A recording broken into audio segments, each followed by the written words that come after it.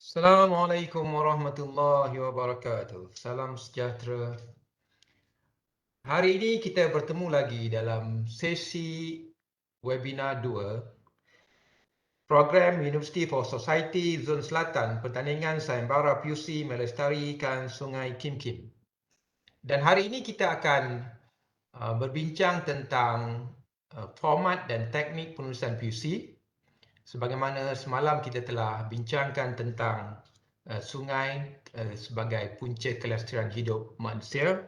Dan untuk menjayakan program ini, kita ada dua panel yang tidak asing lagi untuk kita sama-sama membincangkan tentang format dan teknik penulisan puisi dan juga kepentingan puisi serta rubrik-rubrik yang kita akan ambil kira untuk penilaian pertandingan ini. Dan untuk itu, di peringkat awal ini, saya ingin memperkenalkan kedua-dua orang panel kita yang akan membincangkan tajuk kita pada hari ini, iaitu panel pertama iaitu Cikgu Mokhtar bin Omar dan panel kedua kita adalah Dr. Muhammad Zahir bin Zainuddin. Dan saya bacakan sedikit biodata kedua-dua panel kita. Pertamanya saya akan bacakan biodata untuk Dr. Muhammad Zahir bin Zainuddin.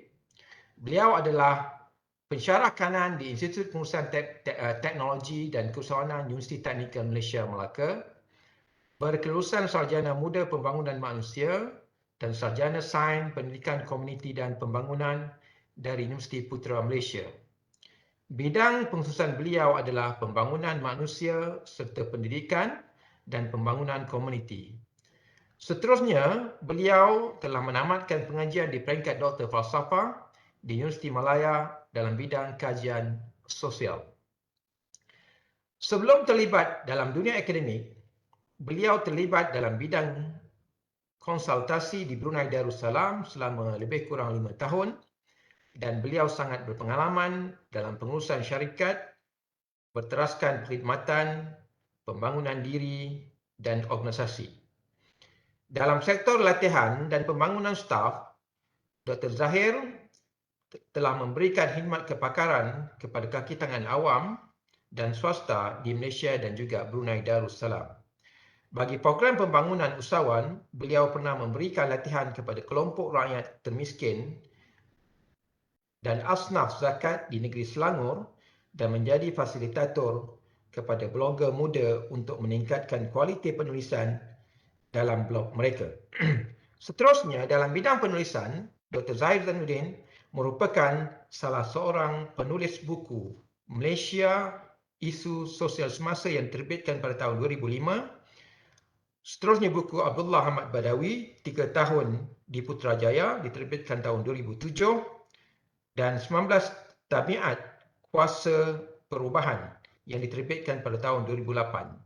Selain daripada itu, beliau juga turut menyumbang artikel bagi jurnal ISM iaitu Institut Sosial Malaysia dalam jurnal yang bertajuk Minda Malaysia, Journal of Social Policy dan Society dan juga Malaysian Social Trend. Itulah lebih kurangnya secara ringkas tentang panel kita yang pertama iaitu Dr. Muhammad Zahir Zainuddin. Seterusnya, kita berkenalan dengan panel kita yang kedua iaitu Cikgu Mokhtar bin Omar. Seorang cikgu, anak jati kelahiran Kulai, Johor, bertugas sebagai pendidik di beberapa buah sekolah sekitar daerah Kulai, Johor, pernah bertugas sebagai ketua unit ICT dan unit perkhidmatan sumber pendidikan bahagian teknologi pendidikan negeri Johor, giat menulis karya-karya kreatif sejak di bangku sekolah dan maktab perguruan. Aktif kembali melakukan aktiviti penerbitan dan penulisan selaku penulis, penyelenggara, editor dan penerbit serta menganjurkan bengkel-bengkel penulisan secara dalam dan luar talian sejak tahun 2018. Menulis dalam pelbagai genre, anekdot, puisi, cerpen, modul dan artikel. Mengasaskan projek tulis, terbit dan baca dan kumpulan soldadu aksara terutama untuk penulis-penulis pemula di kalangan warga pendidik dan orang awam. lebih daripada 25 buah buku telah dihasilkan secara solo dan berkumpulan. Antara karya solo yang diterbitkan ialah Seni Menulis Anekdot dan Kebangkitan Baitul Hikmah selaku penyenggara bersama Antologi Puisi Kuntuman Keampunan terbitan Persatuan Penulis Johor. Himpunan artikel buku terbitan karyawan ledang dan lebih daripada 20 buah buku himpunan anekdot puisi, cerpen dan artikel sejak tahun 2018. Buku-buku terbaru yang diterbitkan ialah Antologi Puisi-Puisi Cinta Ramadan, Himpunan Anekdot Ramadan dan Himpunan Anekdot Syawal. Menerima anugerah Penggerak Puisi Persatuan Penulis Johor, anugerah khas Penggerak Puisi Semarak Merdeka dan penghargaan penulisan buku Persatuan Komuniti Buku dan Pengkarya Tangkak Johor. Dan beliau pernah bekerjasama dengan Kolej Yayasan Pendidikan Johor, Universiti Sains Islam Malaysia, Universiti Teknikal Malaysia Melaka, Dewan Bahasa dan Pustaka Wilayah Selatan dan Jabatan Pendidikan Johor dalam berbagai program perkongsian ilmu, penulisan serta penerbitan. Begitulah secara ringkasnya pengenalan awal kita tentang dua orang panel kita yang akan berbincang tentang tajuk, format dan tema penulisan puisi pada hari ini. Jadi, secara asasnya pada hari ini kita nak melihat dan belajar serta memahami bagaimanakah format dan teknik yang sepatutnya kita gunakan dalam penulisan puisi nanti. Dan untuk itu, kita akan membincangkan tajuk-tajuk yang berkaitan dengan penulisan puisi secara asas dan juga penulisan puisi yang berkaitan dengan pertandingan sayembara puisi yang kita akan adakan. Jadi untuk itu kita akan pecahkan perkongsian ilmu kita pada hari ini kepada 3 slot. Itu slot pertama iaitu yang bertajuk peranan dan kepentingan puisi dalam masyarakat yang akan disampaikan oleh Dr. Muhammad Zahir. Kemudian sesi kedua iaitu format dan teknik penulisan puisi yang akan disampaikan oleh Cikgu Mohtar. Kemudian sesi yang ketiga iaitu yang akan disampaikan semula oleh Dr. Muhammad Zahir tentang rubrik penilaian untuk sayembara puisi. Jadi untuk itu, dengan ini saya ingin memulakan sesi pembentangan pertama kita oleh Dr. Muhammad Zahir tentang peranan dan kepentingan puisi dalam masyarakat. Untuk itu saya persilakan Dr. Zahir. Silakan. Assalamualaikum warahmatullahi wabarakatuh. Bismillahirrahmanirrahim. Terima kasih rakan moderator Dr. Rahim dari Institut Pengusahaan Teknologi dan Usahawanan UTM. Rakan panelis Cikgu Mohtar, orang yang saya rasa berpengalaman dalam perkongsian puisi dan juga penulisan pada petang ini. Saya akan berkongsi dengan tuan-tuan dan puan berkenaan dengan peranan dan kepentingan puisi dalam masyarakat. Izinkan saya untuk berkongsi slide yang telah pun saya sediakan.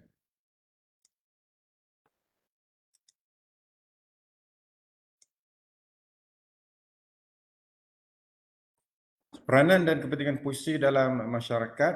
Yang pertama sekali kita perlu memahami bahawa puisi ini merupakan satu genre sastra paling awal bagi semua bangsa di seluruh dunia, termasuklah bangsa di timur ataupun di barat. Kalau di Eropah, antara sastra yang terkenal adalah Iliad dan Odyssey. Dalam masyarakat beragama Hindu, dia ada Mahabharata dan Ramayana. Dan dalam masyarakat Melayu, masyarakat kita di Nusantara ni, sastra yang menonjol adalah pantun. Dan lebih-lebih lagi di Melaka pada masa ini, pantun ni adalah satu elemen yang sangat ketara dalam masyarakat. Dia ada pantun meminang, pantun buka majlis, pantun meraihkan tetamu dan sebagainya. So kebanyakan majlis di Melaka khususnya dipenuhi dengan pantun. So itu saya ambil contoh dalam masyarakat Melayu kita di Malaysia. Puisi juga bukan sekadar puisi juga bukan sekadar sebagai satu seni pengucapan dan berbahasa sahaja, tetapi merupakan satu elemen yang ada peranan dan fungsinya dalam masyarakat kita dan boleh dipraktikkan. Ya. So antaranya adalah mantra, pantun, dikir barat, dondang sayang ni semuanya merupakan dalam satu kelompok yang dipanggil sebagai puisi. Ya. Di sebelah Kelantan terkenallah dengan dikir barat, di sebelah pantai timur. Manakala di sebelah utara terkenal dengan, kalau di Perlis tu dengan Canggung. Ya. Kalau di Perak ada lagi puisi-puisi yang dapat membangkitkan peranan masyarakat untuk katakan sebagai petani di peringkat meningkatkan produktiviti mereka. Kalau sebagai seorang peniaga, meningkatkan produktiviti dalam perniagaan. So masing-masing ada peranan dan juga fungsi yang bersesuaian dengan masyarakat tersebut. So, saya ambil petikan ni daripada Pendeta Za'ba. Sebeliau menyatakan puisi ataupun karangan berangkap ni sebagai khas, khusus dipakai untuk melafazkan fikiran yang cantik. Ya. So dalam diri kita ni, selain daripada elemen-elemen fizikal kita, so fikiran kita juga adalah satu bentuk keindahan yang kita boleh zahirkan dalam bahasa yang indah. Dan juga kita buat dalam bentuk lukisan. Kita bentukkan keindahan itu di atas ataupun dalam bentuk bahasa yang menarik, bahasa yang melembutkan jiwa dan juga menarik perhatian. So dalam puisi ini ada dua jenis puisi Melayu ni. Yang pertama sekali puisi Melayu tradisional, tradisi ya. So yang ini adalah pantun, syair, gurindam, banyak. Mungkin barangkali sebahagian daripada kita mungkin pernah dengar kaedah-kaedah ni ya. Pantun, syair, gurindam, nazam, seloka, teka-teki. Ya. So teka-teki juga merupakan satu bentuk puisi. So kalau kita dengar anak-anak ataupun pelajar sekolah yang berteka-teki, so mereka sebenarnya sedang mempraktikkan puisi Melayu tradisional. Ya. Kemudian peribahasa berangkap, teromba. Ini bukan perkataan yang agak baru. Teromba, talibun ataupun sesomba, prosa berirama ataupun prosa lirik dan juga zikir. Ya. Itu puisi Melayu tradisional. Yang kedua adalah puisi Melayu moden, iaitu khusus ya untuk sajak. So ini agak bersesuaian ya dengan sayembara puisi yang kita adakan ini, iaitu kita ada puisi Melayu tradisional dan kita ada puisi Melayu moden. So apa pula peranan puisi? Yang pertama sekali adalah sebagai media komunikasi. Ya. Yang kedua, instrumen proses berfikir kreatif. Dan yang ketiga adalah keterampilan berbahasa. Kita ambil yang pertama dulu. Sebagai media komunikasi, puisi ini dapat menyampaikan nasihat yang baik secara tersirat maupun tersurat. Ya. So kalau kita lihat pada zaman sekarang, era sekarang, barangkali puisi ini tidaklah sepenting ataupun diberikan keutamaan untuk menyampaikan mesej, ya. Tetapi ada peranan puisi dalam komunikasi kita. Khususnya bila kita nak menegur, memberi nasihat, memberi panduan ataupun kita menjelaskan sesuatu. Ya. So itu sebagai satu media bagaimana kita boleh menyampaikan mesej kepada orang lain. Ya. Paling baik kebanyakan bahasa-bahasa dalam media komunikasi puisi ini adalah berbentuk keindahan, kelembutan ataupun latif, sesuatu yang lembut, menyejukkan hati ataupun merangsang tindakan kita secara tidak langsung. Yang kedua sebagai instrumen proses berfikir kreatif. So melalui puisi ini kita sebenarnya merangsang pemikiran, khususnya otak kita untuk berfikir dengan lebih kreatif. Sebabnya bila kita menulis ni, kita berfikir nak melahirkan bahasa-bahasa yang indah dalam puisi, dalam pantun dan sebagainya. So kita berfikir. So kalau nak fikir, kita perlukan proses-proses yang pra-fikir. Kita kena baca, kita kena berhati, kita kena meneliti, kita kena buat kajian, kita bertanya, semacam-macam proses supaya kita boleh berfikir dan kita mendapat banyak idea untuk menghasilkan satu-satu bait puisi, pantun dan sebagainya. Ya. So dengan adanya pemikiran yang sebegini, kreatif, so kita boleh menyentuh hati dan perasaan pendengar kita dengan lebih mendalam, dengan lebih berkesan, supaya mereka juga akan berfikir dan bertindak seperti mana yang mereka fahami. Ya. So, dan yang ketiga adalah keterampilan berbahasa. So, berbahasa ni adalah satu yang sangat penting dalam masyarakat kerana melalui puisi ni kita boleh mengolah bahasa kita dengan lebih bermakna. Dalam bahasa perbualan seharian, kita gunakan bahasa yang biasa. Tapi dalam menulis puisi ini, kita akan memilih perkataan yang paling sempurna dengan maudu ataupun tajuk yang kita nak sampaikan. So dengan adanya bahasa-bahasa yang baik ini, orang yang mendengar itu yang pertama sekali dia akan mendapat satu perkataan yang baru pada diri dia.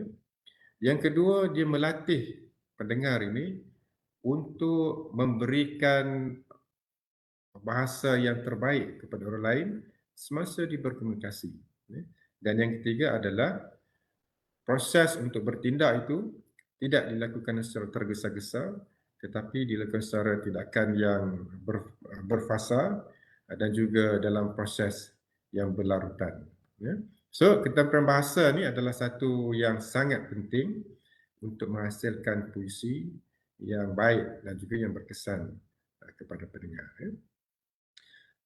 Jadi Ustaz, Dr. Rahim, itu sahaja dari saya untuk memperkenalkan kepada audiens kita tentang peranan dan juga kepentingan puisi dalam masyarakat. Maksudnya, sebagai rumusan untuk sesi pada kali ini, puisi ini ada peranan dia untuk menzahirkan sebuah masyarakat yang memahami diri mereka dan juga dapat membina sebuah konteks lebih luas peradaban yang lebih maju dan juga dihormati. Terima kasih. Saya kembalikan kepada Dr. Rahim. Okey, kita telah selesai untuk sesi pertama. Terima kasih banyak Dr. Zahir. Jadi kita dah dapat sedikit maklumat berkaitan dengan puisi. Jadi sekarang ni bila kita dah ada sedikit maklumat tentang puisi, kita nak start tulis puisi. Kita nak bermula untuk menulis puisi. Jadi bila kita nak tulis puisi, kita kena tanya pakar puisi bagaimana cara, bagaimana format dan teknik untuk menghasilkan puisi yang baik. Okey, untuk itu sesi 2 ini iaitu tentang format dan teknik menulisan puisi, saya serahkan kepada Cikgu Mokhtar. Silakan Cikgu untuk kita membincangkan dan memberikan penerangan yang jelas bagaimana cara yang paling berkesan untuk menghasilkan puisi yang berkualiti. Dipersilakan Cikgu. Baik, terima kasih. Bismillahirrahmanirrahim. Yang saya hormati dan kasih Tuan Moderator Dr. Ibrahim, rakan panelis Dr. Muhammad Zahir bin Zainuddin, serta para penonton program kita pada petang ini. Baik, jadi saya akan menyentuh berkaitan dengan format dan juga teknik penulisan puisi. Jadi saya beranggapan bahawa penonton ataupun yang mengikuti siaran kita pada petang ini mungkin ada yang sudah berpengalaman, yang ada karya-karya yang sudah diterbitkan, dan ada juga penulis-penulis baru yang mungkin tertarik untuk menyertai sayembara puisi Lestarikan Sungai Kintil ini. Okey. Jadi izinkan saya untuk berkongsi okey. Okey. Baik. Baik. Saya pergi pada bahagian yang pertama, iaitu proses menulis puisi.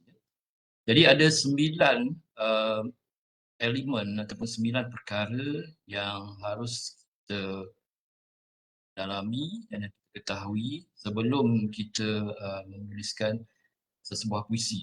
Puisi ini sebenarnya adalah salah satu daripada genre fiction ataupun kreatif yang berada dalam dunia sastra dan juga dunia bahasa kita.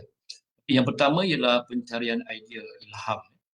ilham ataupun idea ni boleh datang dari pelbagai sudut, ya, sama ada dari pengalaman kita yang sebenarnya, pengalaman hidup kita yang sebenar, mungkin juga dari pengalaman rakan-rakan yang lain, ya, apa yang kita lihat, apa yang kita dengar, apa yang kita rasa, ya, ataupun mungkin juga berbentuk mimpi ataupun fantasi, ya. Jadi dia ada dia tidak terhad hanya kepada pemikiran kita semata-mata. Okey, yang keduanya ialah berkaitan dengan pemilihan tema, ya. Tema ni setiap puisi tu harus ataupun dia menuju ke arah satu tema. Biasanya kalau dalam sayembara ataupun dalam pertandingan ada tema-tema tertentu yang telah ditetapkan oleh penganjur supaya para penulis tidak tersasar daripada matlamat ataupun objektif tujuan penganjur untuk menganjurkan sebarang pertandingan ataupun sayembara penulisan puisi. Tema ini ada pelbagai, mungkin berkaitan dengan alam sekitar, alam semula jadi, ataupun tema berkaitan dengan pendidikan, bencana, musibah, mungkin juga yang berkaitan dengan soal-soal keagamaan dan sebagainya. Okay, jadi untuk tema ni biasanya saya selalu memberitahu kepada peserta yang mengikuti sebarang sesi kita, sesi penulisan kita, bahawa ada perbezaan kalau kita menulis untuk diri kita sendiri. Contohnya kita nak buat satu antologi. Dia berbeza dengan pertandingan, kehendak pertandingan ataupun kehendak sayembara. Maksudnya untuk antologi ataupun untuk peribadi, biasanya kita akan lebih bebas. Kita ada kelebihan ataupun ada peluang, ada ruang untuk kita menulis mengikut apa yang kita fikirkan ataupun apa yang kita rasa. Tetapi berbanding dengan sayembara atau pertandingan penulisan puisi ini, dia lebih menjurus ke arah keperluan ataupun kehendak penganjur. Jadi para penulis harus mengetahui ataupun melihat ada sempadan di antara tujuan kita menulis puisi berdasarkan tema yang diberi. Okey, yang ketiga ialah penentuan jenis puisi. Tadi Dr. Zahir ada jelaskan kepada kita, iaitu ada dua jenis puisi secara umumnya, iaitu puisi tradisional ataupun puisi lama dan juga puisi baru. Sebentar lagi saya akan huraikan lebih lanjut lagi berkaitan dengan puisi baru. Okay, yang keempat, pemilihan diksi. Diksi ini ialah kata-kata, kata-kata yang padat, yang khas. Hanya biasanya kalau kita bercakap dalam hidup kita seharian ni, saya fikir barangkali hanya mungkin sekitar 100 ataupun 150 perkataan-perkataan yang sama saja kan yang kita gunakan seharian. Tapi bila kita berpuisi, kita bersajak, selalunya kita akan mencari kan kata-kata yang barangkali tak jarang sekali kita gunakan. Mungkin mempunyai maksud yang sama dengan apa yang kita tuturkan setiap hari, tetapi ada perbezaan dari segi suku katanya, dari segi ritmanya dan sebagainya. Yang kelima, pemilihan permainan bunyi. Jadi dalam puisi ni, bunyi adalah salah satu elemen yang mustahak, elemen yang penting untuk kita perhalus, kan. Maksudnya bunyi perkataan itu sendiri pada permulaan bait puisi kita ataupun pada penghujung, pada pertengahan, itu semua memainkan peranan yang penting. Yang keenam, pembuatan larik yang menarik, tipografi. Biasa mungkin tuan-tuan dan puan biasa melihat bentuk kan, biasa kita nampak bahawa puisi-puisi baru, puisi-puisi moden sekarang ni, dia ada kepelbagaian bentuk. Maksudnya ada ruang-ruang kosong yang ditinggalkan ataupun dia bermula. Biasanya kalau kita menulis, kita bermula sebelah kiri kan. Mungkin ada yang bermula di sebelah tengah, kemudian ada bentuk-bentuk tertentu, bentuk seperti segitiga kan, segi empat, menguncuk ke bawah ataupun naik dia kembang di atas. Itu larik. Dia ada terutamanya puisi-puisi eksperimen lah. Contemporary, dia banyak menggunakan larik-larik yang menarik dari segi. Okay. Yang ketujuh ialah pemilihan pengucapan. Pengucapan ni ialah apa yang message yang kita nak sampaikan harus menggunakan juga perkataan-perkataan yang sesuai. Contohnya kalau kita nak menulis sebuah sajak yang bertemakan musibah, bencana, bencana alam. Jadi kita harus teliti, kita harus mencari, meneroka perkataan-perkataan yang sesuai supaya apa yang cuba kita sampaikan dalam puisi yang kita tulis itu dapat dipahami ataupun dapat diterima oleh para pembaca. Yang ke-8 ialah memanfaatkan gaya bahasa. Gaya bahasa ni kalau dulu kita mungkin sudah terbiasa kan dengan gaya bahasa yang mungkin bersifat tradisional ataupun yang dari segi sebutan, dari segi pertuturannya tu dia menggunakan hukum-hukum bahasa yang, hukum sebutan bahasa yang dipanggil standard ataupun yang piawai kan. Okay, kalau kita di kawasan kita ni mungkin kalau kita tutur contoh gaya kan, gaya kalau kita je biasa kalau kita bercakap dengan kawan kita sebut gaya kan, tapi kalau kita dalam ucapan puisinya ataupun pertuturan puisi ni kita tak boleh gunakan gaya lah. Biasa kita akan sebut gaya biasa kita gunakan, kita manfaatkanlah gaya bahasa yang tersebut. Okay, yang ke-9 ialah pemilihan judul yang menarik.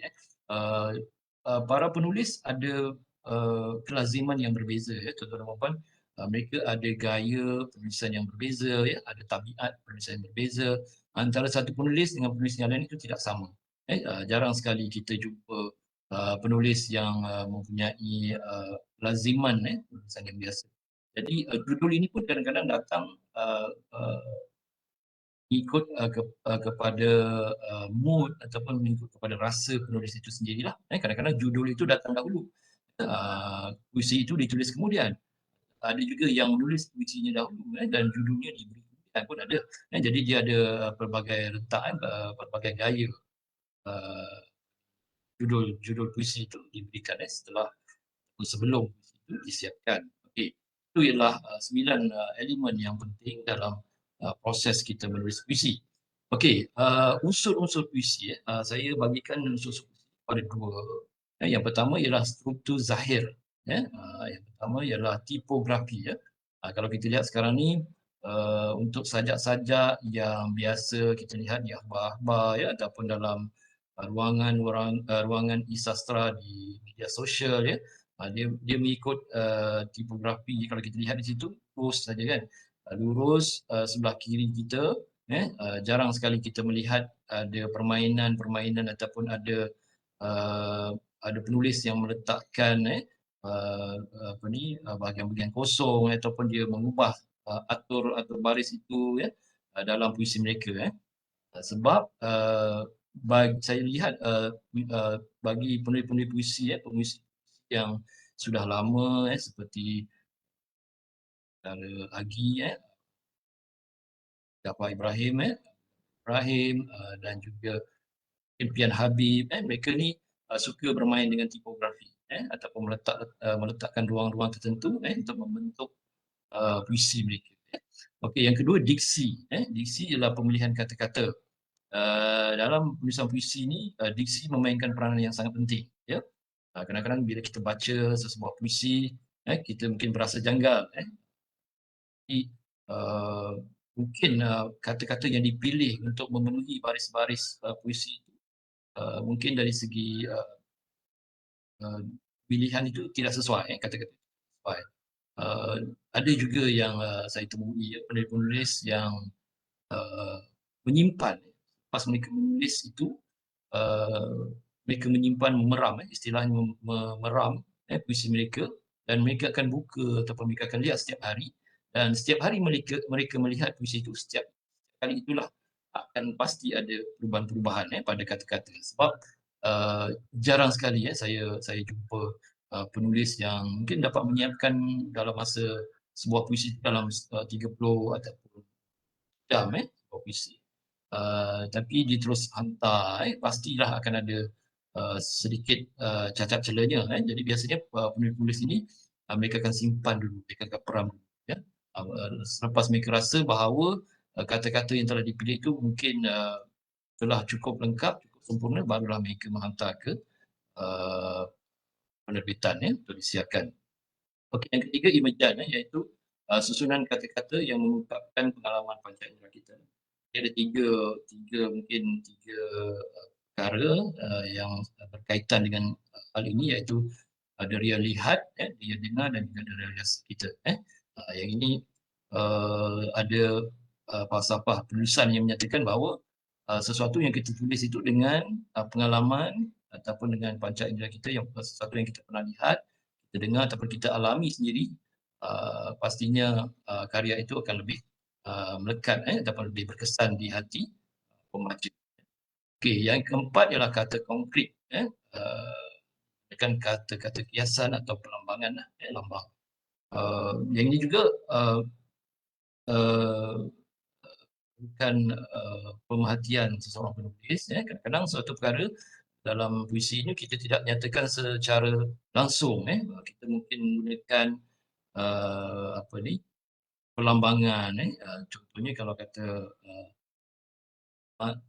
kita ambil satu baris lah, matamu merah, api yang membakar, contohnya kan, matamu merah api yang membakar. Jadi kita memberikan satu perlambangan di situlah terhadap situasi yang ataupun mungkin kalau kita nak menulis tentang, contohnya tentang alam sekitar, tentang sungai contohnya kan, airmu mengalir, bayu berpuput lembut kan, kita membias seolah-olah air itu seperti angin kan yang bertiup. Okey, yang kelima ialah gaya bahasa, majas, disebut juga majas. Yang ini terlalu banyak gaya bahasa sebenarnya, terlalu banyak istilah-istilah yang ada dalam dunia penulisan puisi. Jadi cikgu tidak berhasrat untuk jelaskan kesemuanya. Jadi antaranya yang kita mungkin boleh tahu ialah metafora, simile ataupun personifikasi lah. Ini yang elemen-elemen yang biasa kita gunakan. Metafora ni seolah-olah macam satu. Ini juga perlambangan. Simile ni kita gunakan perkataan seperti ibarat, bak, kan, seperti, iaitu kita seolah-olah macam menyamakan suasana atau menyamakan keadaan itu dengan sesuatu yang lain. Personifikasi ni kita membayangkan seolah-olah benda ataupun sesuatu itu seperti hidup, seperti manusia. Nafas boleh berkomunikasi dan sebagainya. Okey, kemudian yang keenam ialah rima. Rima ni persamaan bunyi awal, tengah dan akhir. Kalau pantun contohnya kita perlu contohnya pantun 4 kerat kan, hujung rangkap pertama yang itu, hujung ayatnya, perkataannya itu sama dengan baris pertama sama dengan baris yang ketiga kan. Kemudian pada baris yang kedua tu hujungnya bunyinya harus sama dengan baris yang keempat. Kajang empat malau kajang berlipat, kajang hamba mengkuang Melayu, dagang empat malau dagang bertempat, dagang hamba musafir lalu kan. Jadi kita ambil suku kata di hujung tu sama dengan 1 dengan 3 dan 2 dengan 4. Itu contoh.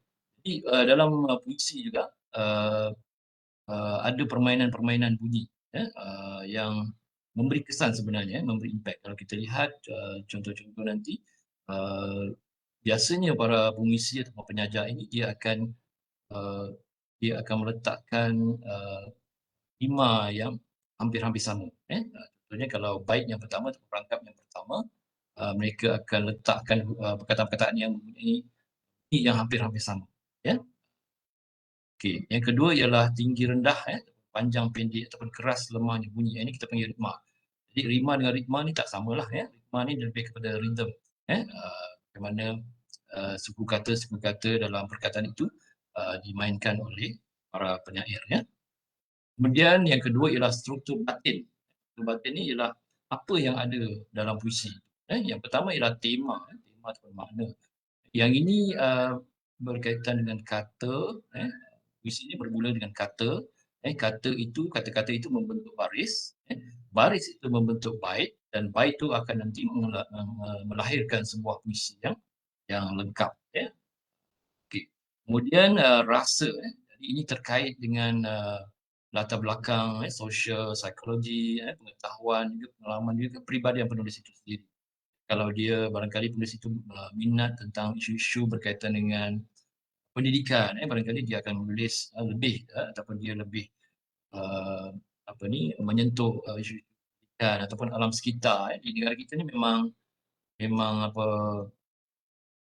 ada penulis-penulis yang gemar contohnya yang gemar dengan isu-isu alam sekitar, contohnya Dr. Zaini Ujang mungkin tuan-tuan boleh rujuk nantilah hasil karya mereka kemudian Dr. Salih Rahmat Datuk Dr. Zurina Hassan dan sebagainya ada memang mereka ini sentiasa banyak menyentuh tentang isu-isu alam sekitar. Jadi saya cadangkan kalau kita nak merujuk puisi-puisi yang bercorak alam sekitar ataupun yang bertemakan alam sekitar, carilah puisi-puisi penyair terkenal negara yang telah saya sebutkan tadi Okey, yang ketiga ialah nada atau tone apakah isu, apakah masalah yang hendak dibawa oleh penulis penyair tadi yang boleh mengajak pembaca berfikir. Satu perkara yang suka saya nyatakan kepada para penonton ataupun para penulis, para ataupun semua yang mengikuti program kita ini ialah menulis ini adalah untuk menghadirkan kebijaksanaan. Kita kena pegang yang itu, iaitu menghadirkan ataupun menimbulkan kebijaksanaan kepada para pembaca. Jadi kita bukan sekadar menulis itu sekadar semata-mata untuk menang pertandingan contohnya ataupun untuk tujuan-tujuan tertentu perkara pokok yang perlu kita tekankan ialah bagaimana puisi yang kita tulis itu dapat mengajak pembaca bersama-sama dengan kita mendalami mengetahui apa masalah yang sedang kita hadapi contohnya ataupun apa isu yang sedang kita cuba bangkitkan. Yang keempat ialah amanat, tujuan atau maksud yang ingin disampaikan oleh. Jadi dalam sebuah puisi biasanya hanya ada satu tema. Kita tidak mencampur adukkan pelbagai perkara, pelbagai tema, pelbagai isu dalam sesebuah puisi. Satu puisi akan menyentuh satu tema ataupun satu tujuan saja. Okey. Seterusnya ini tadi Dr. Zahid dah jelaskan secara terperinci. Saya cuma hendak menyentuh sedikit sebab yang ini sangat penting kita kena faham adakah kita ini sedang menulis puisi lama ataupun kita ini sedang berada di dalam zaman baru.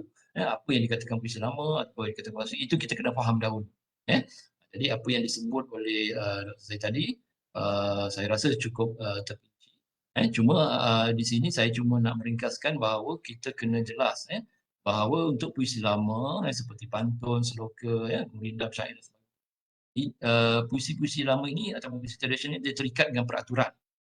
Kita tidak boleh melanggar peraturan ini. Contohnya jumlah kata dalam satu baris, jumlah baris dalam satu bait, rima, jumlah suku kata dan iramanya tadi kan. Kita tidak boleh suka-suka mengubah bentuk-bentuk ataupun aturan-aturan yang telah ditetapkan ini kan.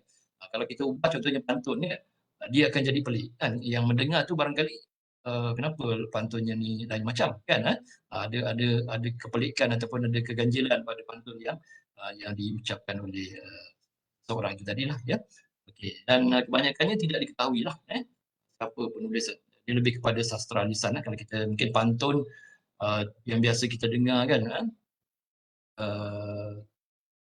2-3 kucing berlari kan mana nak sama si kucing belang 2-3 boleh ku cari mana nak sama saudara seorang kan. Jadi kita tak tahu siapa penulisnya kan. Itu lebih kepada sastra yang disampaikan ataupun pantun lisan yang disampaikan dari okey, saya nak tekankan tentang puisi baru sebab puisi baru ni pada pandangan saya adalah menjadi satu trend satu orang kata satu minat satu genre yang sekarang ini mungkin semakin digemari lah oleh para penulis ataupun penulis yang baru nak berjinak-jinak dengan dunia penulisan Jadi konsep puisi baru ialah dia bebas dia tidak ada aturan-aturan tertentu dalam aspek baris, jumlah baris, suku kata dan rimanya. Dan dia ada berbagai jenis. Contohnya balada. Balada ni berkaitan dengan cerita, mungkin dia nak mengisahkan ataupun nak menceritakan sesuatu.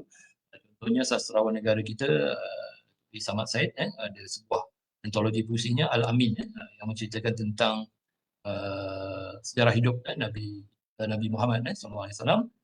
Itu dia beliau fokus kepada tokoh ataupun tema berkaitan dengan Nabi Muhammad. Him ni pujian terhadap Tuhan tanah air ataupun pahlawan, ode sanjungan untuk orang yang berjasa, epigram, romansa, elegi dan satira. Jadi dia ada pelbagai jenis. Okey, kemudian dari segi bentuk, aspek bentuk atau format puisi baru. Yang pertama, puisi yang tiap baitnya terdiri atas 2 baris. Puisi 2 seuntai. Contohnya, berkali kita gagal, ulangi lagi dan cari akal. Berkali-kali kita jatuh, kembali berdiri, jangan bergerak. Jadi tuan-tuan nampak di tengah-tengah itu ada satu baris kosong. Jadi dia meletakkan 2 baris. Dan tuan-tuan mungkin nampak di sini bahawa di hujung baris yang pertama tu gagal, kemudian baris kedua akal. Jadi dia menggunakan suku kata al di situ. Dia nampaknya menggunakan masih lagi mengguna pakai ni rima puisi lama. Mungkin kita dengar bila kita baca ataupun bila kita dengar dia jadi sedap lah ataupun dia jadi enak di dengaran kita ataupun waktu kita membaca ataupun mendeklamasikan puisi. Berkali-kali kita jatuh, kembali berdiri, jangan mengeluh. Jadi dia ambil tu di hujung baris yang ketiga dan baris keempat. Itu kita panggil istikon. Okay, kemudian terzina iaitu puisi yang tiap baitnya terdiri daripada 3 baris. Contohnya, dalam ribaan bahagia datang, tersenyum bagai kencana, mengharum bagai cendana. Dalam bahagia cinta tiba melayang, bersinar bagai matahari, mewarna bagaikan sari. Jadi tuan-tuan lihat di sini, masih lagi ada permainan rima di situ dan ritma di situ. Mana penulis dengan bijaknya menggunakan baris yang pertama tu, kita tengok dia hujung itu ENG. Yang kedua dan ketiga tu dia ambil sama NE. Kemudian baris keempat, 5 dan 6 tu pun kita nampak baris pertama saja berbeza dari segi suku kata di hujungnya, dan baris kedua dan ketiga tu diambil yang sama. Okey, kemudian kuatrin iaitu puisi yang tiap baitnya terdiri daripada 4 baris. Contoh, mendatang-datang jua kenangan masa lampau, menghilang muncul jua yang dulu sinau silau, membayang rupa jua adikanda lama lalu, membuat hati jua layu lipu sendu. Kan? Mungkin kalau kita dah selalu praktis, dah selalu latih diri kita untuk berkarya, menulis puisi, kita akan kita akan rasa kalau kita mungkin memilih perkataan tersebut, kita rasa sedap kan bila kita baca balik, kita baca semula, kita rasa macam ada yang kita boleh perbaiki. Jadi puisi ni kita kena banyak praktis lah, kena rajin menulis puisi dan jangan segan lah untuk merujuk kepada penulis-penulis yang sudah ada, yang ataupun yang sudah pernah berkarya, rujuk pada mereka. Sebab kita dalam proses belajar tu memang kita perlukan penulis-penulis lama. Saya sendiri pun masih lagi rujuk kepada penulis yang sudah ada nama lah di negara kita. Yang lain-lain Queen, sekti saya tak dapat nak terangkan satu persatu. Jadi kita boleh contoh-contoh ataupun jenis-jenis untuk format puisi baru, soneta kali kan. Kita dah dengar perkataan soneta. Okey. Baik, puisi kontemporari, iaitu kontemporari kita berkaitan dengan situasi zaman sekarang dengan ledakan teknologi dan sebagainya. Jadi kontemporari dia secara umum bermakna masa kini sesuai dengan perkembangan zaman sekarang, dan puisi yang lahir dalam kurun waktu terakhir lah. puisi-puisi kontemporer banyak berusaha lari dari ikatan konvensional puisi. Maksudnya di sini mungkin pemilihan kata-kata contohnya, mereka ada penulis baru yang tidak gemar mengulangi ataupun menggunakan perkataan seperti bulan, ya, mentari, bayu, laut, kan. Jadi mereka menggunakan memilih perkataan-perkataan yang barangkali jarang sangat kita gunakan, tapi dalam kamus contohnya, kamus-kamus perkataan tradisional atau perkataan lama ada, kan. Itu biasanya memerlukan penulis itu membuat sedikit kajian lah, ya, ataupun membuat rujukan kepada apa ni, bahasa yang lama atau bahasa yang jarang kita gunakan. Dan sering memakai kata-kata yang kurang memperhatikan santun. Ada juga lah kita nanti jumpa perkataan-perkataan yang agak kasar, bersifat barangkali ejekan, tapi ada maksud yang cuba disampaikan, dan juga kata-kata simbolik, intuisi, gaya bahasa, irama dan sebagainya. Ini kita kategorikan sebagai puisi kontemporari. Okey, ada berbagai teknik menulis puisi. Saya tak dapat nak jelaskan satu persatu. Jadi di sini saya memberikan beberapa contoh saja.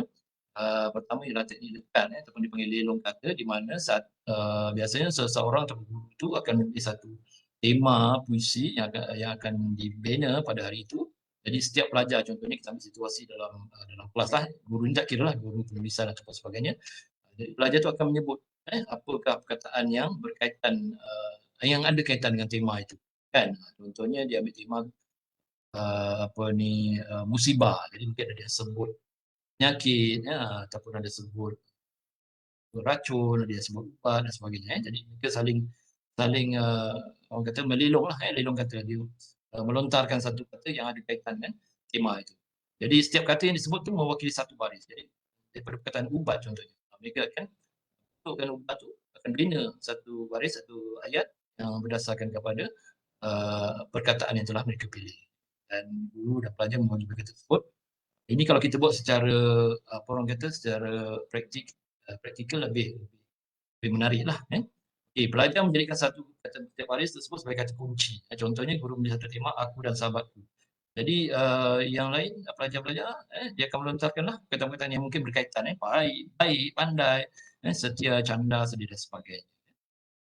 Okey, kemudian teknik visualisasi, saya ambil satu contoh, iaitu memaparkan apa yang ini apa yang kita lihat, apa yang penulis nampak. Contohnya kalau mungkin nak menulis tentang Sungai Tim Kim, kan, penulis akan pergi situ ke tepi sungai itu dan melihat sendiri apa yang dia nampak, kan, apa yang dia nampak, dan terus menyatakan dalam puisinya. Contoh di sini di sisi Santubong, pagi menghamparkan tikarnya embun bermanik di hujung rumput.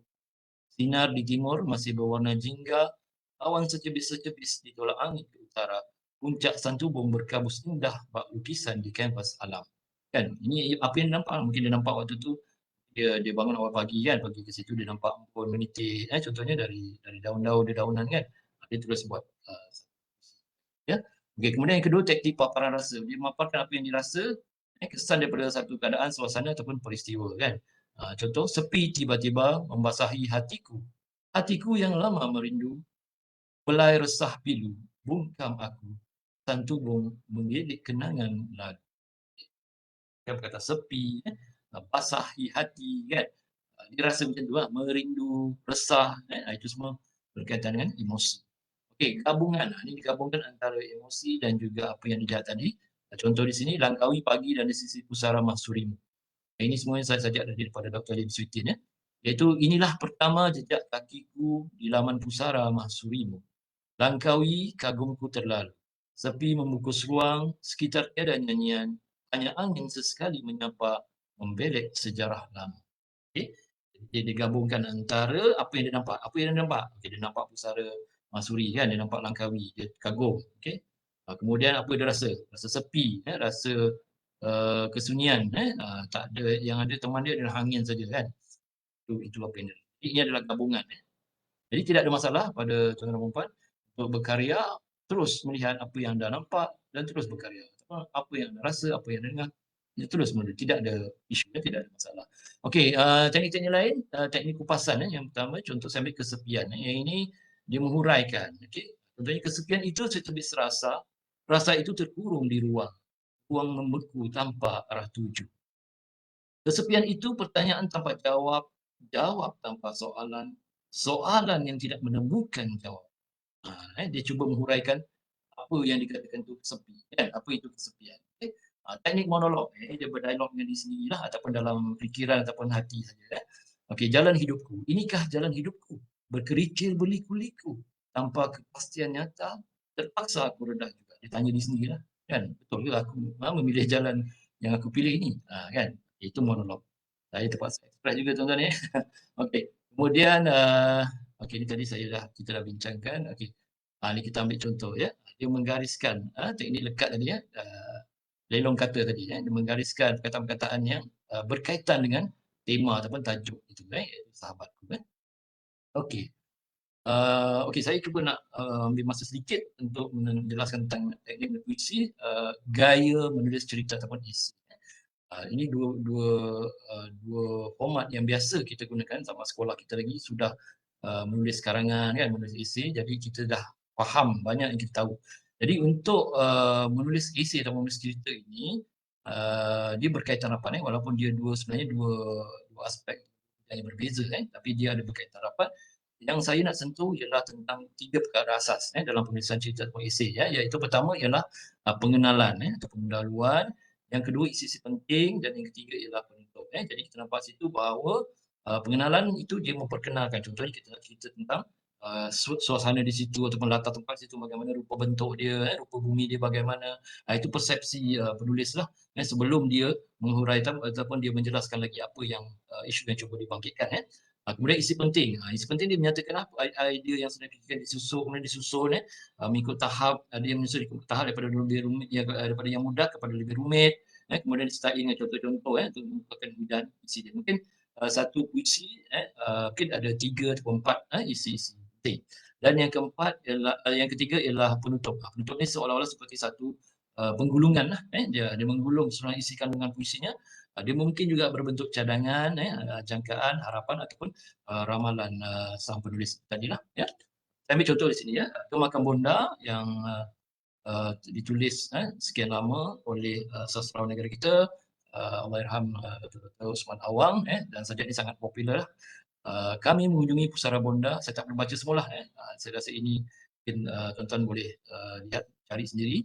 Okey, saya cuma nak tengok dari segi bentuk begitu Jadi pada bait yang pertama, rangkap yang pertama kami mengunjungi Pusara Bonda, sunyi pagi disinari suria, wangi berseri puspa kemboja menyambut kami mewakili Bonda. Ini yang saya katakan tadi sebagai pendahuluan ataupun pengenalan, intro.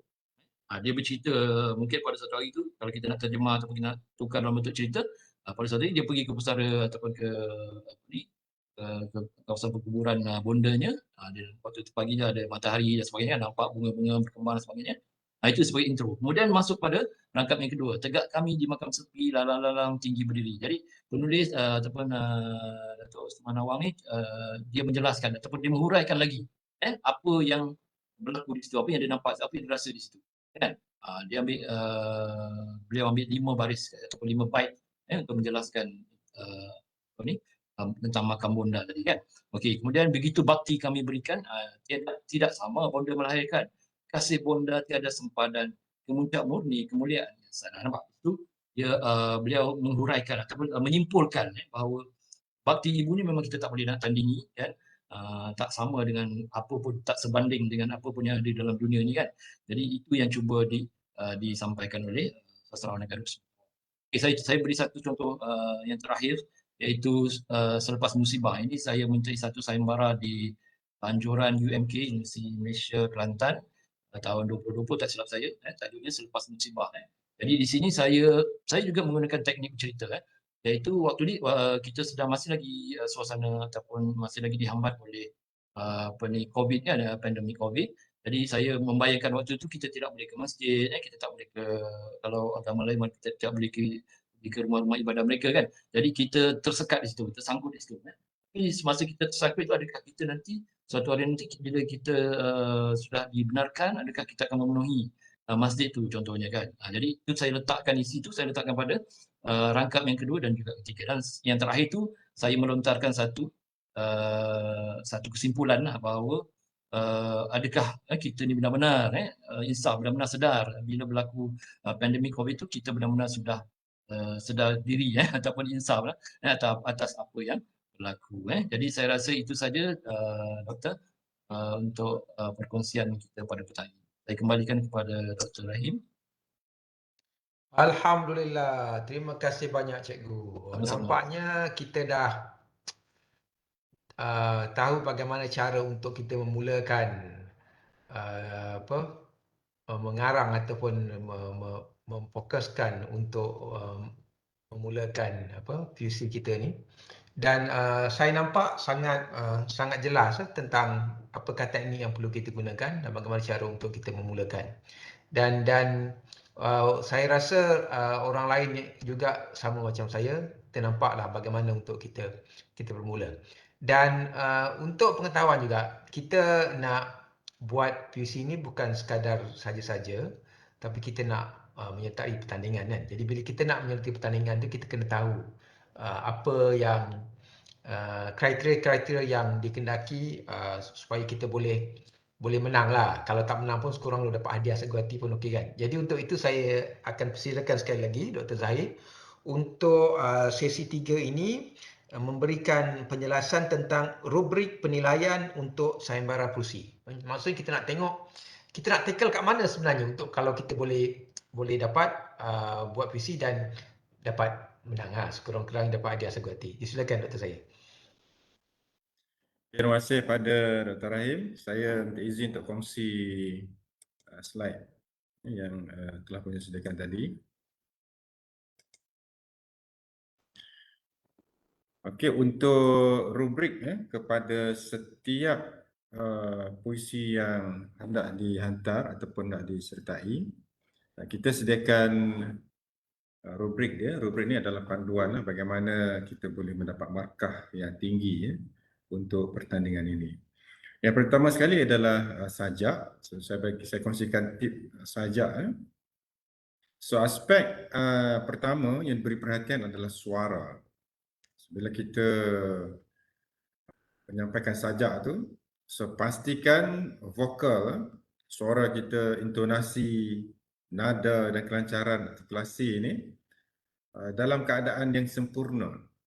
Keadaan yang tidaklah terlalu memekak, terlalu kuat dan tidak terlalu perlahan. Bila kita dengar tu, dengar dengan selesa, tertarik, dan ada intonasi tinggi dan rendahnya. So markah penuh untuk setiap kriteria ni adalah 15 markah. Untuk vokal 15, intonasi 15 dan sebagainya.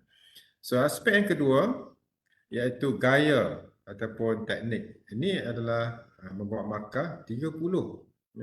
Dan kriteria penilaian bergantung kepada penghayatan, persembahan dan juga keyakinan penyampai tadi. Dan markah untuk setiap kriteria adalah 10 markah. Semaksud penghayatan ni, penyampai tadi ataupun orang yang bersajak tadi, dia menghayati tema sayembara puisi yang kita adakan ini dengan penuh perasaan. Sepenuh perasaan ni maksudnya dia tahu apa yang dia sebutkan, apa yang dia cakapkan, apa yang dia keluarkan, dan dia seolah-olah nampak berada di depan dia. Walaupun dia bercakap, tapi seolah dia nampak apa yang ada di hadapan. Dari segi persembahan, kreativiti masing-masing, barangkali ada yang nak mempamerkan pakaian yang sesuai dengan tema pertandingan. Kemudian ada juga mungkin nak tambah aksesoris dekat pakaian dia, nak pakai tanjak ke, ataupun nak pakai warna-warna sungai dan sebagainya. So, boleh dijadikan dalam kategori persembahan ini. Dan yang ketiga adalah keyakinan. So, juri akan melihat keyakinan ini sebagai sesuatu yang sangat penting dalam aspek gaya ni, kerana dia akan melantunkan tahap kebolehan penyampai tadi untuk mempamerkan teknik dan gaya yang sesuai dengan persembahan, sesuai dengan sajak persembahan dia tadilah. Dan yang ketiga adalah bonus. So di samping suara dan juga gaya, kita juga ada aspek penilaian dari segi bonus. So apa yang dikatakan bonus ini? Yang pertamanya adalah penggunaan teks dan puisi yang bertepatan, iaitu melestarikan Sungai Kim Kim. So bila kita lihat kepada markah bonus ni, maksudnya teks yang nak disampaikan tu nanti mestilah ada kaitan dengan Sungai Kim Kim. Macam mana nak mencantikkan Sungai Kim Kim, menambah baik persekitaran Sungai Kim Kim, ataupun memelihara Sungai Kim Kim dan sebagainya. So teks tu mesti ada kaitan dengan Sungai Kim Kim. Yang kedua, terdapat alat peraga ataupun props yang digunakan secara kreatif. Ini saya sebutkan tadi tu dalam persembahan tadi. Maka dia nak tambah aksesoris pada baju kita, pada pakaian kita. Ini boleh dianggap sebagai satu bentuk kreativiti penyampai. Yang ketiga, menghafal dan menghayati keseluruhan teks sajak. Ini dalam konteks penghayatan lah, bagaimana penyampai tadi ataupun penjajak tadi ataupun pemantun dan sebagainya, dia menghafal. Dia tak boleh tengok teks, dia kena hafal. Barangkali dalam bentuk online nanti lebih mudah lah, kita boleh gunakan dengan lebih kreatif. So dia kena hafal dan menghayati keseluruhan teks sajak yang disampaikan.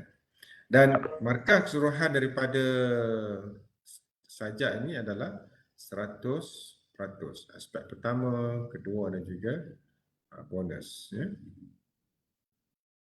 Okay. Kemudian yang kedua adalah rubrik untuk pantun. So pantun juga bagi mereka yang berminat nak berpantun boleh juga. Dan pantun ni dia ada kategori mengungkapkan gagasan. Dia punya penilaiannya mengungkapkan gagasan. Kemudian perasaan, pesanan yang tertulis lisan dan juga bukan lisan, dan rima dan juga penggunaan bahasa. So pantun ni nampaknya lebih spesifik, lebih khusus sebab dia ada kaedah dia. So untuk penilaian pantun ni, dia ada 20 markah sahaja. Yang pertamanya tema. So mestilah sesuai dengan Sungai Kim Kim tadi yang ada hal-hal yang positif. Mungkin berkaitan dengan inisiatif kerajaan, inisiatif universiti, ataupun berkaitan dengan kerjasama pelbagai pihak untuk memelihara Sungai Kim Kim. Tema sesuai dengan yang ditentukan. Di samping isi sampiran atau pembayang pantun tidak mencontohi yang pernah ada. Maksudnya tidak berulanglah. Yang atas dah ada, yang bawah kena cari yang lain. Dan pola pengembangan larik tidak mencontohi yang ada. Pola-pola tu dia berbeza sikit lah. Sampiran pantun pembayang maksud. Rima silang pada larik atau baris 1 dan 2. Contohnya ujungnya A, yang keduanya I. Dia bergilir-gilir lah. Isi kalimat dalam sampiran yang logik. So dia logik lah, tak boleh yang pantun 2 kerat yang biasa kita dengar tu, yang tak logik. Sebab kalimat sesuai dengan kaedah dan tidak berkaitan langsung dengan isi pantun. So pembayang ni tak ada kaitan dengan isi pantun lah. So pembayang ni kena pilih pembayang yang sedap didengar, yang menarik, dan yang penting tidak lari pada tema. Isi pantun. Rima silang pada larik atau pembaris ketiga dan keempat, sama macam yang pembayang tadi. Satu yang logik, sesuai dengan kaedah dan tidak berkaitan langsung dengan isi sampiran. Dan yang keempat, bila nak menampilkan pemantun ni, kena pakai batik. Pakaian batik lah. So dia sesuai dengan berpantun tadi. Mengumpulkan naskah pantun. So dia dan terakhir sekali adalah percaya pada diri sendiri lah, kena yakin bila kita berpantun ini. Dan yang paling digalakkan adalah menampilkan senyuman semasa berpantun. So kena praktis tu, nak berpantun pun nak kena senyum, kena praktis. Dan tempohnya lebih kurang dalam 5 minit lah. 5 minit pun dah panjang juga. So kita ada peraturan lain yang menyatakan keseluruhan pantun ataupun sajak tadi, ada tempoh-tempoh masa yang kita berikan untuk disampaikan nanti. So 5 minit ini agak panjang. Kemudian yang terakhir adalah seloka. Sloka ni berada kategori yang kita nilai itu adalah nilai, tema, bentuk sloka, unsur dan bahasa dan juga pengajaran. So dia ada 1, 2, 3, 4, 5 kategori dan markahnya adalah 20 markah. Dari segi nilai, kategori nilai, dia ada elemen-elemen keilmuan sikit lah, kebersihan sungai. Bagaimana kita nak menerapkan nilai menjaga kebersihan sungai tadi. Kemudian kerajinan, rajin mencari ilmu berkaitan dengan alam sekitar. Sudah tak fokus sangatlah kepada sungai tu, tapi inisiatif daripada kerajinan mengusahakan kawasan sekitaran ni akan berkesan kepada sungai juga. Contohnya kalau ada aliran sungai di bawah dan di atasnya ada bukit. Dan tengah-tengahnya tu ada kawasan hutan. Jadi bagaimana kita boleh menggalakkan pendengar kita untuk menjaga hutan tu dengan lebih baik supaya air yang berada di sungai ini tidak tercemar ataupun kotor ataupun dia menjadi keruh apabila hujan dan sebagainya. Dan kemudian yang kedua adalah tema. Tema ni Sungai Kim Kim lah. Reka bentuk ataupun bentuk sloka bebas terikat satu rangkap 12 baris. Biasanya sloka ni dia panjang-panjang lah. Sebagi mereka minat sloka boleh bentukkan satu sloka yang sesuai dengan pertandingan yang kita buat pada hari ini. Kemudian unsur kanon bahasa dia ada 1, 2, 3, 4 anafora, epifora, responsif dan juga bunyi. Anafora ni maksudnya perulangan perkataan di awal baris yang berurutan. Contohnya betapa rumit, betapa siksa. Sudah ulang balik perkataan tersebut. Epifora, perulangan perkataan di akhir baris yang berurutan. Contohnya menggoda hati tergugah, mengusik hati tergugah. So di ujung tu akan ada pengulangan. Kemudian juga responsif, ada respon, ada makna balasnya dan juga bunyi. Bunyi ini berkaitan dengan asuransi lah, dia mungkin kemudian ada rhythm dia sikit. Dan akhirnya dari segi pengajaran, dia terbuka lah. Pengajaran ni macam-macam bentuk kita boleh dapat, tapi ada elemen-elemen pengajaran yang boleh disalurkan kepada pendengar itu nanti. So itu sahaja untuk rubrik Dr. Rahim rubrik yang kita sediakan untuk pertandingan sembara puisi pada kali ini, dan diharap dengan rubrik ini dapat membantu mereka masuk dalam pertandingan nanti menyediakan teks yang bersesuaian dan juga menarik, dan juga dapat memberi tumpuan kepada perkara-perkara ataupun items yang kita nak dalam teks ataupun bahan yang mereka sediakan. So saya kembalikan kepada Dr. Rahim. Okey, terima kasih Dr. Zahir. Terima kasih banyak. Okey, nampak jelas tentang bagaimana cara untuk kita tackle supaya boleh menghasilkan puisi yang baik dan juga boleh memenangi pertandingan kita. Jadi kita telah tamat untuk sesi petang ini. Harap-harap kita telah dapat sedikit idea bagaimana untuk memulakan langkah pertama kita. Dan jangan lupa esok temu janji kita esok. Waktu yang sama, kerana apa? Kerana nanti penyampaian puisi ini adalah dalam medium TikTok TikTok. Jadi besok kita nak belajar bagaimana untuk men-TikTokkan puisi kita. Jadi jangan lupa esok kita insya-Allah akan bersama Dr. Zahir untuk kita belajar bagaimana untuk mempersembahkan atau menyampaikan puisi kita dalam bentuk TikTok. Jadi untuk sesi kita hari ini kita berhenti di sini, dan kita akan sambung esok untuk sesi ketiga. Dan terima kasih banyak kita ucapkan kepada dua panelis kita, iaitu Cikgu Mokhtar bin Omar dan Dr. Muhammad Zahir. Dan terima kasih juga kepada Institut Perusahaan Teknologi dan Keusahawanan. Terima kasih juga kepada Pusat Kolaborasi Industri dan Masyarakat, Pejabat Pembangunan Chancellor, Jaringan Industri dan Masyarakat bersama ST Mikroelektronik dan Pejabat Pendidikan Daerah Pasir Gudang. Jadi kita berhenti di sini. Semoga kita boleh memulakan sesuatu untuk mengembalikan semula kecemerlangan bahasa Melayu dan juga puisi Melayu. Dan kita berhenti di sini. Assalamualaikum warahmatullahi wabarakatuh. Terima kasih banyak dan jumpa lagi esok. Wassalamualaikum warahmatullahi wabarakatuh. Assalamualaikum.